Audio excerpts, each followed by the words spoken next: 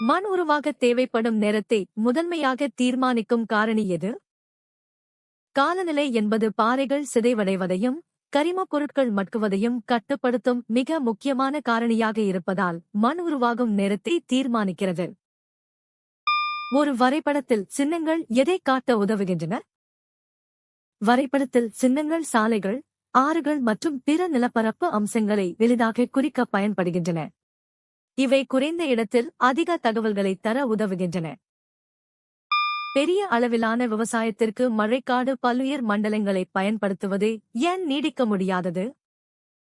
மழைக்காடுகளில் பெய்யும் அதிகப்படியான மழையினால் மண்ணில் உள்ள சத்துக்கள் அடித்துச் செல்லப்பட்டு லீச்சிங், மண் மிகவும் மெல்லியதாகவும் சத்து குறைவானதாகவும் மாறுகிறது. இதனால் காடுகளை அழித்து விவசாயம் செய்யும் போது சில ஆண்டுகளிலேயே மண் அதன் வளத்தை இழந்து விவசாயத்திற்கு பயன்படாமல் போகிறது. பக்கத்தின் கீழே உள்ள வரியில் உள்ள தகவல் எவ்வாறு ஒழுங்கமைக்கப்பட்டுள்ளது? வரைபடத்தின் கீழே உள்ள நேர்கோட்டு அளவுகோல் லினியர் ஸ்கேல் சமமான பிரிவுகளாக பிரிக்கப்பட்டு ஒவ்வொன்றும் நிலப்பரப்பின் குறிப்பிட்ட தூரத்தை குறிக்கிறது.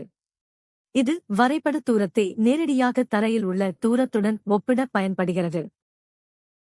பாலைவனச் சோலைகளுக்கு அருகில் எந்த பயிர் பயிரிடப்படுகிறது? பாலைவனச் சோலைகளில் நீர் ஆதாரம் கிடைப்பதால் வறண்ட நிலப்பகுதிகளில் வளரக்கூடிய பேரீச்சை மரங்கள் அங்கு முதன்மையாக பயிரிடப்படுகின்றன. இது பாலைவன மக்களின் முக்கிய வாழ்வாதாரமாகவும் வணிகப் பயிராகவும் உள்ளது. ஒரு கலாச்சாரம் தழைத்து வாழ எது அவசியம்? ஒரு கலாச்சாரத்தின் கருத்துக்கள், நம்பிக்கைகள் மற்றும் மரபுகளை அடுத்த தலைமுறைக்கு கொண்டு செல்ல மொழி ஒரு முக்கிய கருவியாக செயல்படுகிறது. மொழி அழியும் போது அந்த கலாச்சாரத்தின் தனித்துவமும் அடையாளமும் அழியத் தொடங்குகிறது. பெட்ரோலியம் பொதுவாக எங்கே காணப்படுகிறது? பெட்ரோலியம் என்பது பூமியின் உட்புறத்தில் உள்ள படிவு பாறைகளின் அடுக்குகளுக்கு இடையில் தேங்கியிருக்கும் ஒரு திரவ எரிபொருளாகும். இது பாறை எண்ணெய் என்றும் அழைக்கப்படுகிறது, ஏனெனில் இது பாறை இடுக்குகளில் இருந்து எடுக்கப்படுகிறது. ஆழ்கடல் அகழிகள் புவித்தட்டு நகர்வுகளுடன் தொடர்புடையவே, எண்ணெய் எடுப்பதற்கான இடங்கள் அல்ல. ஒரு சர்க்கின் வடிவம் மற்றும் சுவர்களை எந்த அம்சம் விவரிக்கிறது? சர்க் என்பது பனியாற்றினால் அரிக்கப்பட்டு உருவாகும் ஒரு கை நாற்காலி போன்ற வடிவமுடைய பள்ளமாகும். இது செங்குத்தான பக்கச் சுவர்களைக் கொண்டிருக்கும். இது மலைச்சரிவுகளில் பனி சேர்வதால் ஏற்படும் அரிப்பினால் உருவாகிறது.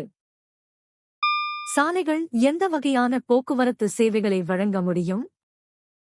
சாலை போக்குவரத்து மட்டுமே ஒரு பொருளை அல்லது நபரை அவர்கள் இருக்கும் இடத்திற்கே சென்று சேர்க்கும் வீட்டுக்கு வீடு சேவையை வழங்க முடியும்.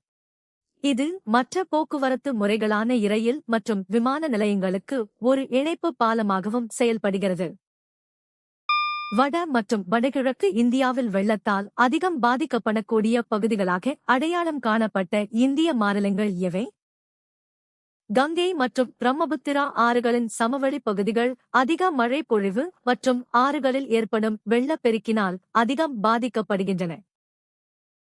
எந்த உண்மை உங்களை வியக்க வைத்தது? கீழே கமெண்ட் செய்யுங்கள். தினமும் புதிய தகவல்களுக்கு சந்தா செலுத்துங்கள்.